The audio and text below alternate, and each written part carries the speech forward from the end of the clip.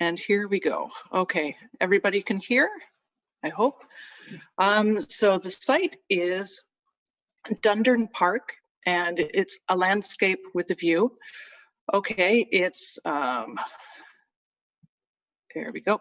It's not quite this view. I picked this one because it looked tropical and foreign, and we're all stuck in Ontario, Quebec winter weather. So I figured this would be a nice view, but it's not exactly the view from Hamilton. This one is more like it. So this is actually Dundurn Castle itself. This is looking, it's an oblique aerial looking towards the front.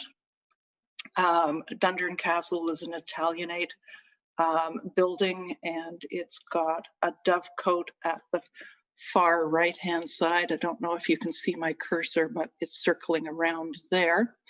And then there's the treed alley going off to the north, and it's got a circular drive around the back. Now, in the day, this would have been considered the front as well, because most people would have been coming from the boats from down on Lake Ontario, coming up in their carriages, circling around the back. So it's almost front and back looking very similar.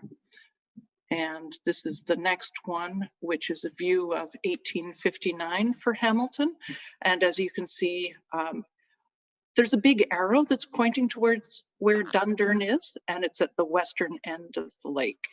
So this is the general setting. So this is what it would have looked like in 1859. And there we go. I just thought I would reiterate now, since I'm here, is that this is an overview of Hamilton. And you can see that there's, it's kind of crowded now. Back in 1859, it wasn't. And I should indicate that right now, since it is within the city of Hamilton, I would like to do a land acknowledgement. And we acknowledge that the city of Hamilton is situated upon the traditional territories of the Erie, Neutral, Huron-Wendat, Haudenosaunee, and the Mississaugas. This land is covered by the Dish with One Spoon Wampum Belt Covenant, which was an agreement between the Haudenosaunee and the Anishinaabeg to share and care for the resources around the Great Lakes area. And First Nations participated in this stage process, and they included field liaisons representing the Mississauga of the Credit, Six Nations of the Grand, and the Haudenosaunee Development Institute, HDI, as representatives for the Haudenosaunee Confederacy. And I should also like to acknowledge, basically this presentation would not have been possible without Historic Horizon Inc. Heather was the one who got the contract, Heather Henderson, the recipient of the Ian and Tim Kenyon Award this past year. John Triggs, Dr. John Triggs, did an extraordinary amount of work over the decades.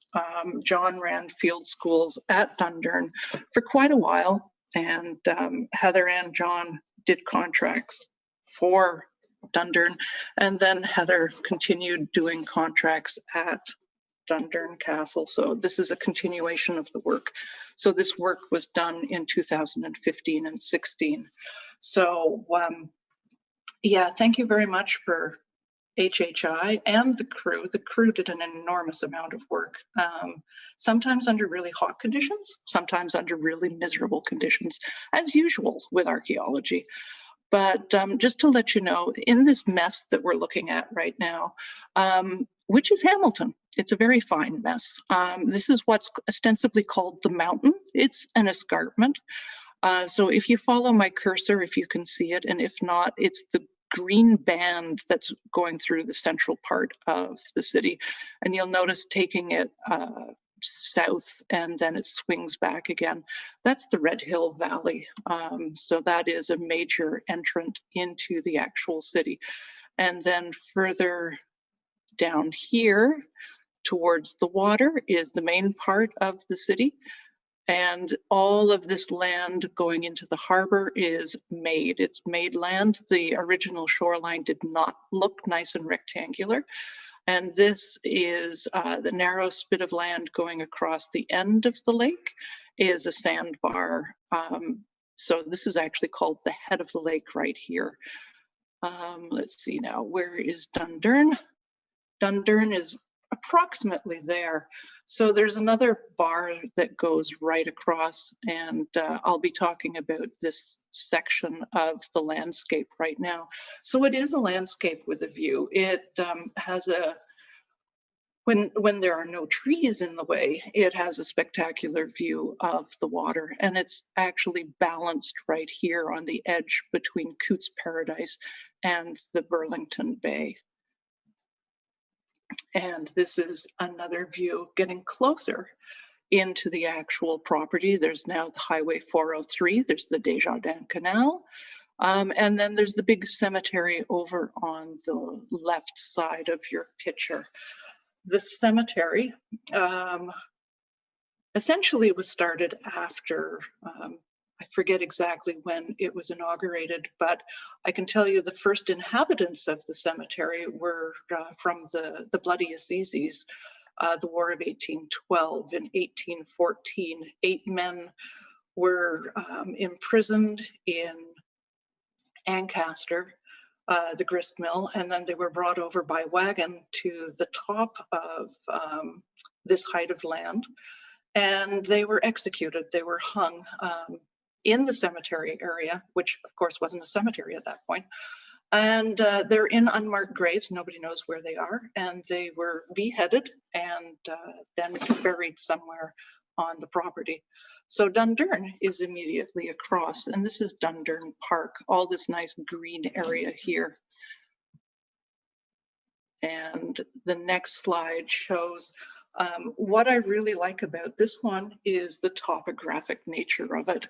The Dundurn building is in sort of the central location here, and you can actually see the contour here that's looking like a large snake going across the top of the screen. That actually is the old Iroquoian beach shoreline. And so this is a height of land. Dundurn is about 30 meters above where you see the railway tracks down below. So down here are the railway tracks, and then you've got the water. So it's a big property, and it's got a lot of history. I wanted to give people an idea as to the history of the property before I delved into what we actually did on the stage 4 work. But it's got a lot going on for it, and I don't think I will do it justice, but I'm going to try and just give an overview of what's happening. So sort of starting with the good old War of 1812, because where else do you start with it? This is a picture of the spit of land that's going to Burlington. We've got York Road, which originally started as a footpath over to Burlington, and then it continued along the shoreline to York. So that's why it's called York Boulevard, but it was originally an Indigenous trail that eventually got paved over. You may be able to see, let's see now, that's Beasley. Richard Beasley was the main instigator of everything that sort of went on from the late 1700s. He got the property in the late 1700s, and he ended up building a house there. That grand house that you see is not the one that he built. His house is actually within the walls. It's still standing, parts of it, within the walls of the Italianate, what's called Dundurn Castle, that was eventually built by Sir Allan MacNab. And then otherwise, there are earthworks, fortifications that the British soldiers put in place because they were figuring that the Americans would actually attack and come in through this way at the end of the lake. So they were prepared to do battle at this end of the lake with them. That's one earthwork. Another one, I don't know why I say earthwork. Another one is quite close to Beasley's house. somewhere down here, and that's the one that I want to show you because it's actually on the property. But another thing is the wharf complex that Beasley put in, and that is Beasley sort of got into the fur trade at the very wrong time. It was basically coming to an end, and he lost quite a bit of money. But he had a wharf complex down there, which Dr. Triggs had run as a field school for a number of years. That's a fascinating talk in of itself, but there is that complex right at the bottom of the hill. So this is the earthwork that I wanted to show you. It's right there. It's still there. People can see it. A lot of people may not recognize what it is, but that actually is from the War of 1812. And you can see the Dundurn Castle beside it. And this is another building that's associated with the castle. So now getting into the nitty and the gritty. There's been a lot of work, as I've indicated, archaeologically through the years. John Jupian started, I think, in the late 70s or early 80s. I can't remember the exact date. And then John Triggs started doing a lot of work around here. So there's a lot of excavation that's been going on.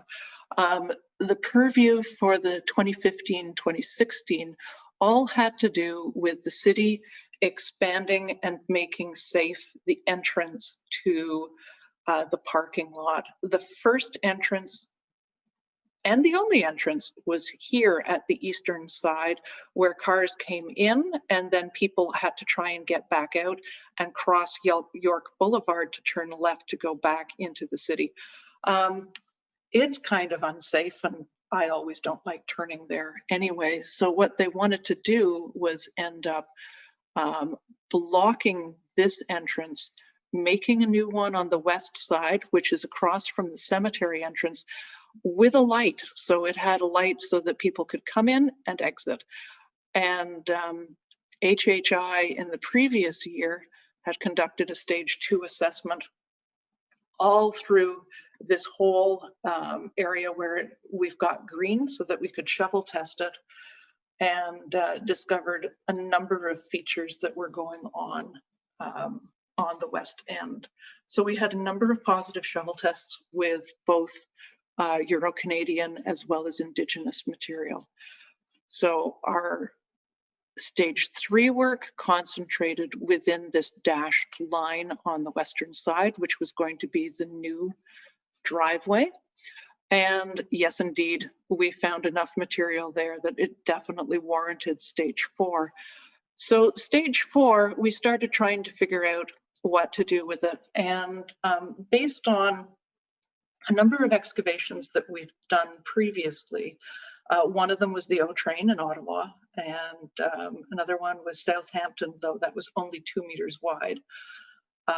But our biggest influence was the Puce site down in just outside of Windsor, where trying to look for material and features on a larger pattern became problematic when we're doing things in a 1 by 1 meter unit. So what we did was we started to figure out doing things in block excavation, where we basically would strip the sod from a large area and then put individual markers for the units and then start taking them down as a whole. And I'll get into that in a minute. This is the parking lot entrance and exit as it stood without any traffic signals. This is the western exit that it actually was. Sorry, I previously had said that there was only 1 entrance and exit. No, there were 2, but both of them were difficult to get in and out of.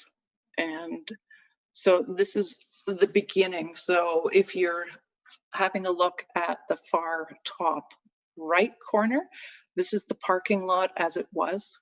And I hit the wrong button. Well, that's the first time that that's happened. There we go. I hadn't finished with this slide. So as you can see, the parking lot is in the background. There's a new pavilion here, and we had to have all the trees taken down because Well, if we started excavating and we loosened all the dirt around the trees, we didn't want to have to run terrified from crashing trees, so they had to come down. And this is the desodding of the area as it started. Next slide. And this is what the open area excavation looked like. We've got our grid with the stakes. You can see one in the foreground here. And then we have a number of other ones in the background that are actually where the limits are of the inner curve of the new driveway. The ones on the left where my arrow is the inner curve, and the one on the outside is the outer curve to the new driveway. And you'll notice that we have nails in here, we call them pins, with flagging tape, and they each have an individual 1 by 1 meter number. So we're keeping everything by lot, by unit, but we're excavating it as a whole. And it came in very handy, and you'll see why.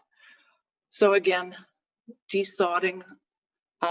Unfortunately, we can't get away from the porta potty, which was always with us because it had to be within our area of excavation. As you can see, we've got fencing here, but you can also begin to see this is a view, and it's an incredible height of land. It's a sloping land, but generally the closer you get to the fence line at the back of the photograph, the more level it becomes. It's a gentle slope.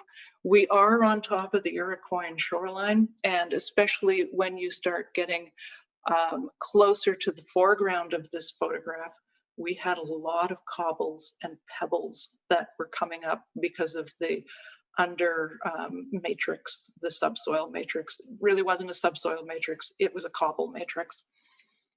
And so this is just beginning with our excavation. And again, everybody hard at work. And you can see the difference in the levels. Obviously, the one in the foreground is where we've taken it down. There's one of our intrepid people underneath an umbrella trying to keep either the sun and or the rain off. I think it was the sun at this point. And we're block excavating down to the subsoil, and we're just moving towards what we consider grid north, which is towards the lake. And there is Emily, who was our field director, prime field director, and Emma Gordon, who was site assistant. And as you can see, there is the cemetery right across the way from us. And this was actually our datum at the top corner to keep everything under control in terms of elevation. This is a typical profile along the eastern edge. It has been disturbed to an extent, but essentially it's been capped. You can see 2 lots. There's a lot that's divided here. This is another lot. It's still fill. And then you've got your pristine habitation layers underneath here. We did have pockets of disturbance across the site, but for the most part, it was very nice and not that deep. You'd be surprised. Considering where it is, it's not been that disturbed, which is very nice to see. And again, more shots of the open excavation, and everybody is just working away at one lot at the same time in the same block. And this is our limit on the left-hand side of the photograph. So going downhill, and you can see that basically towards the parking lot, you can see why it's had more fill. You can definitely see that it's raised up and then it starts to slope further down that way. And then this is generally what our site looks like once we've neatly tidied it up. There's slight differences in elevation. Sometimes the unit in the shadows on the center left went down a bit further. And this is probably because we encountered more material and we had to go down another level until it was considered free and clear of artifacts. And then this is Heather. We did actually have heavy machinery on the site. We stripped some areas that we had deemed during the stage 3 that did not have cultural heritage value or interest. And in some areas, what we did is we partially stripped. So we took some of the overburden off, and then we hand excavated units to get to basically the material that was not, well, out of context. So this is what we did. And of course, it's a big bucket with a flat blade. So there's lots going on here, and we actually did very well. We excavated this whole area from the beginning of September to sometime in December. And the time in December ended up being very cold. So just to start talking about what our results are, this is the grid that we had a look at. Some of this area has been stripped partially. A lot of it has been hand excavated. And as you can see, this is a density. It's a pictorial representation of what we actually got in terms of density of debitage, really. And the darker the color, the more intense, or the greater the number. And if you'll have a look at the bottom, the very deep orange rusty color, that's 4001 plus. That's out of a single 1 by 1 meter unit. And I'll explain what's going on here. But keep in mind, we're looking at 2 activity areas. One of them is quite large. One of them, just a bit to the west, is much smaller, but they're both interesting. This is an example. I really wish sometimes chert was like a bright pink or something, because when you take photographs of it, rock, which is gray or dirty white, really doesn't show up in dirt. It really doesn't, but take my word for it. There's chert all over the place here. You can see it. There's a piece there, there's a piece there, there's a piece over here, another one there. It's all over the place in this photograph. And this is the type of result that you can get from it. In this area, we did screen with 1/8 inch mesh instead of 1/4 inch because we were getting a lot of small pieces. What we also did was we piece plotted as much as we could that was coming out. And here's Jim and Emma and Julia busy piece plotting. We had a frame which has 20 centimeter grid on it, and we'd plumb bob all of them in. Everyone got a number. That is the artifacts, not the people. And you see, that was one of my jokes, and I have no idea. So we're plotting them in, and what happened was in this area, as we're excavating along, we're getting into the subsoil, and all of a sudden it looked like things were popping out of the ground. And so we stopped, determined what we had to do, switched to 1/8 inch, started piece plotting them, and then started doing the map of them. And this is an interesting process. And if you'll notice the depth that we're at.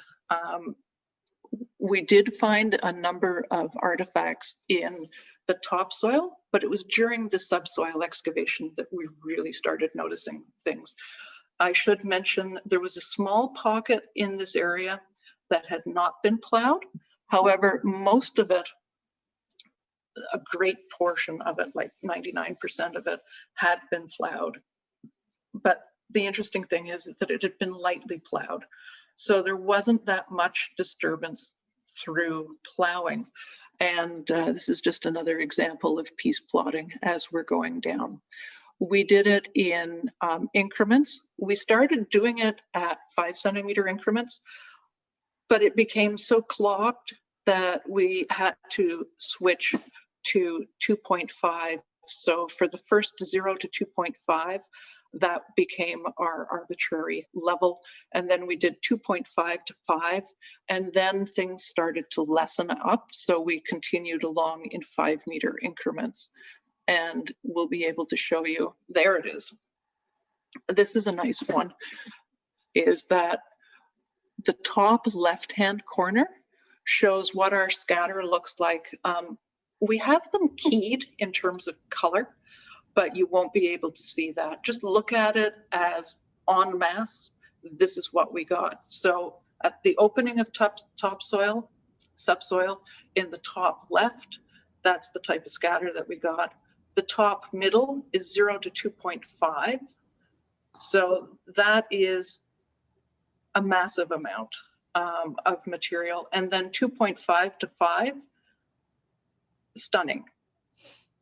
That's the really just jam-packed full of material.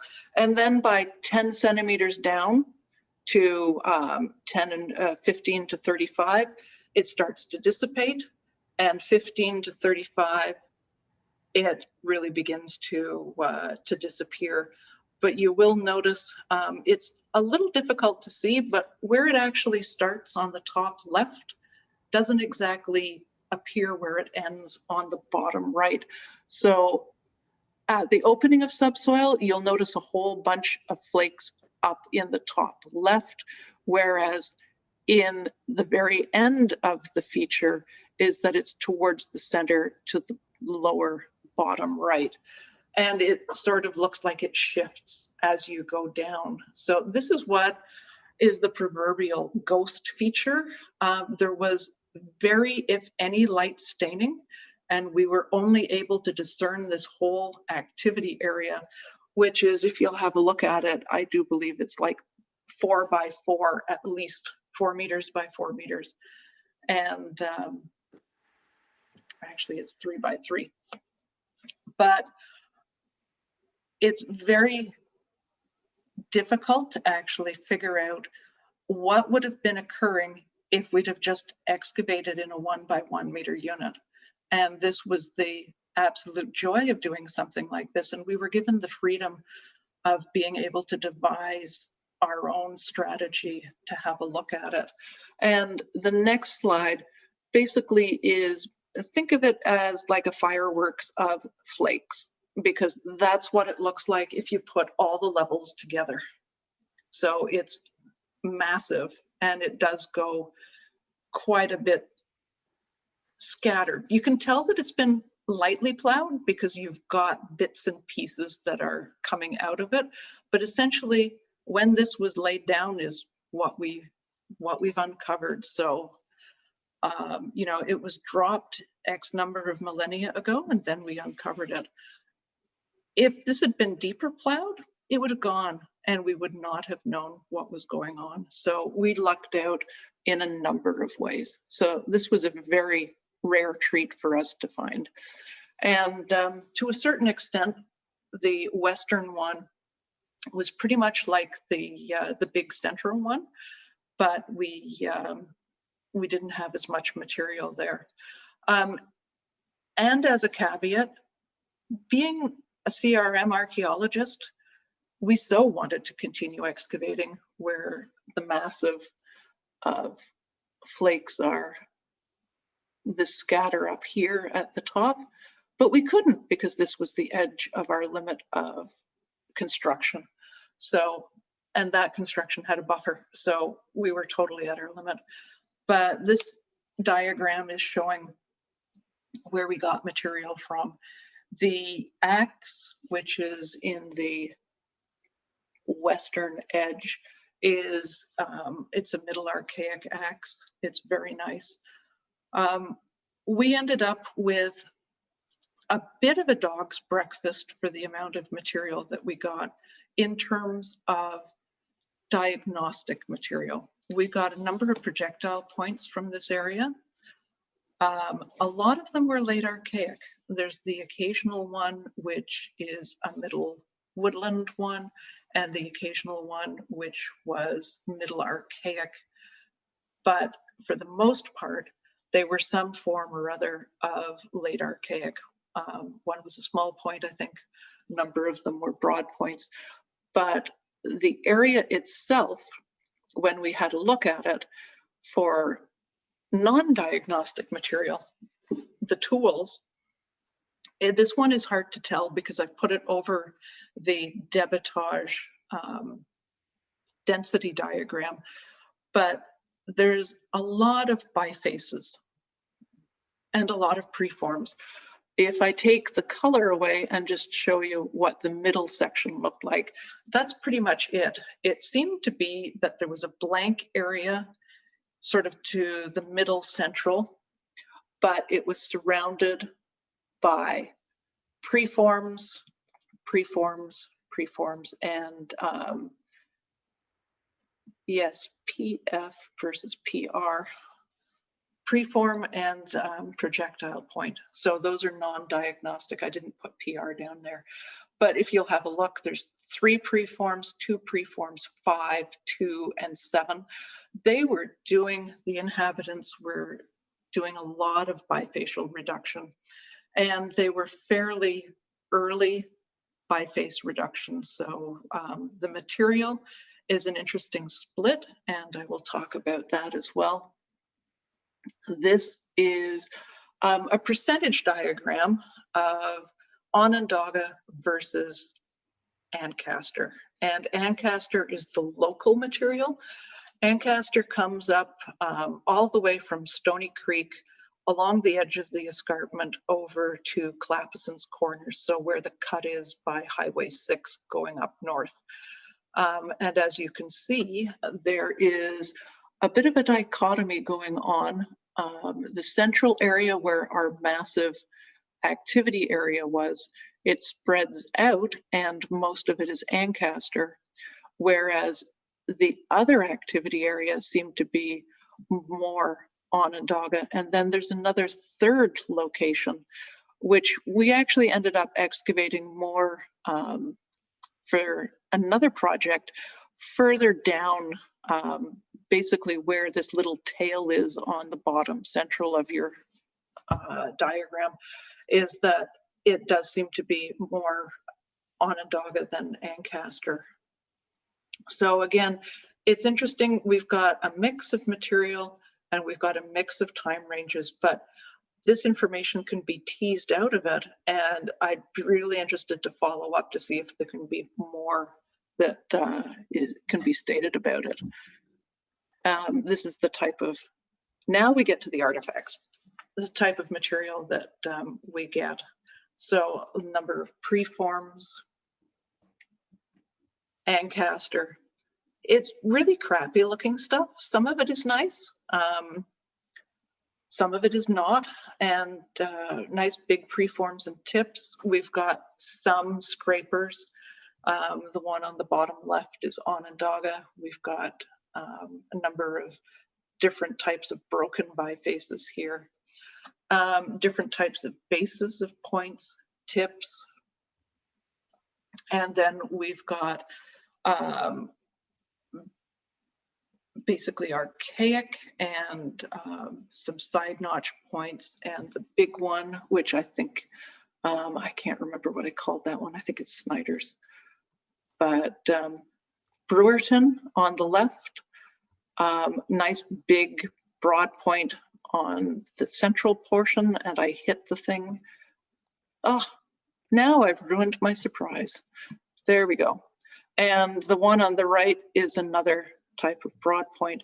And now that I've ruined the surprise, this is what we found while we were excavating. Our root had grown not overly over it, but actually stuck into it. So this poor point, we actually had to saw out of the ground because the root just would not let it go.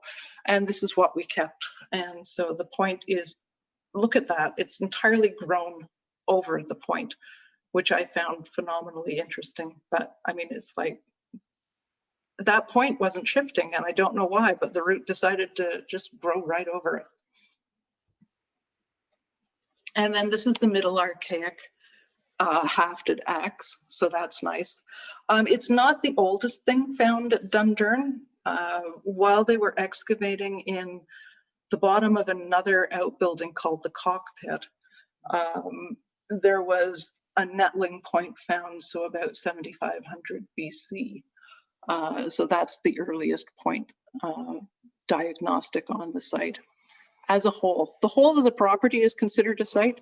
So when I say site, I mean the whole of the property. We also got one net sinker, which was interesting considering that we're like 30 meters above the lake.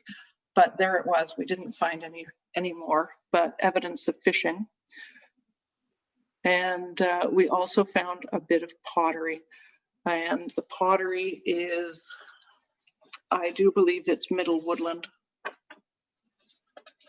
I'm just going to check my notes because I'm not a pottery person.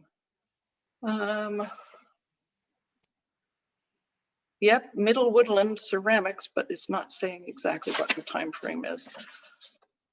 I think it's 250.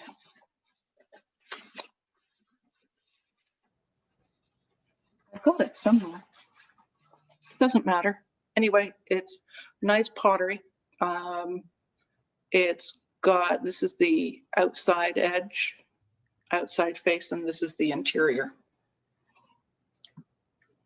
And then, needless to say, we also got a huge amount of Euro-Canadian material. I'll go through this. This is for another talk, and maybe Emily would like to do this talk. Wouldn't you, Emily? Yes, you would. Nod. So I'll try not to botch this, but there's a nice collection of Euro-Canadian material. The interesting thing on here is we've got one pipe which has an effigy on it. These are tobacco pouch seals. They're metal and they're shaped like hearts. We got toothbrushes, we got combs, we got various sorts of marbles. Gaming, we have children, evidence of children. And I mean, this is, it's a wide open area, it's a public park, and we've had all sorts of interesting things. We've got the legs of a frozen Charlotte. I think that's a gaming piece, slate pencils, and of course, horse. And then a whole ton of things. Militia, so we've got firearms, we've got some form of cartridges, we've got keys, we've got coins, arc lamp, because this park was lit by arc lamps, various forms of nails. The assemblage was amazing. It also had, I don't think I've included a picture of it, but we had over 10,000 pieces of skeet. And the park was used at the late 1800s as basically a shooting club. And posh, rich gentlemen and ladies would go out and shoot at essentially clay pigeons, but they were made out of a different material, pitch and other sorts. And then basically, I just wanted to show you one thing that I should mention about the historic material is there was a small component that was probably from the War of 1812, and more than likely, there's enough evidence that it looks like there was some form of structure, but not necessarily within the area that we were excavating. So it's probably. Hey, Google. Hello? Okay, great.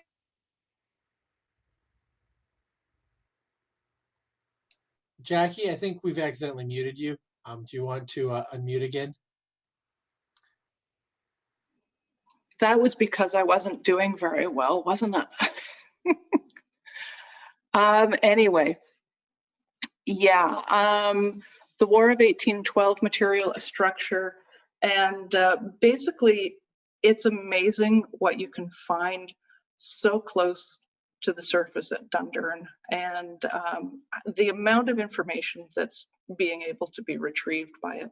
So I thought I would just end the talk with just an overview of where things are at and what it looks like now. So this is before we've been excavating.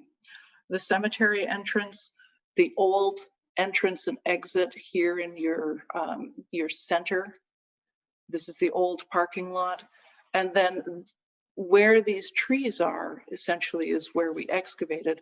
So keep that in mind when I put up the next one, which is this one. So again, there's the cemetery entrance. If I can get my cursor to work there, cemetery entrance, our driveway that comes through, this is the new one. So this is all the excavated area. And then where the red is, this is where the old driveway would have been. So they've entirely kept that. And then this is where we've excavated. So that is the end of that. And I'm sure people have questions because I ran through everything, trying to touch on a whole bunch of topics.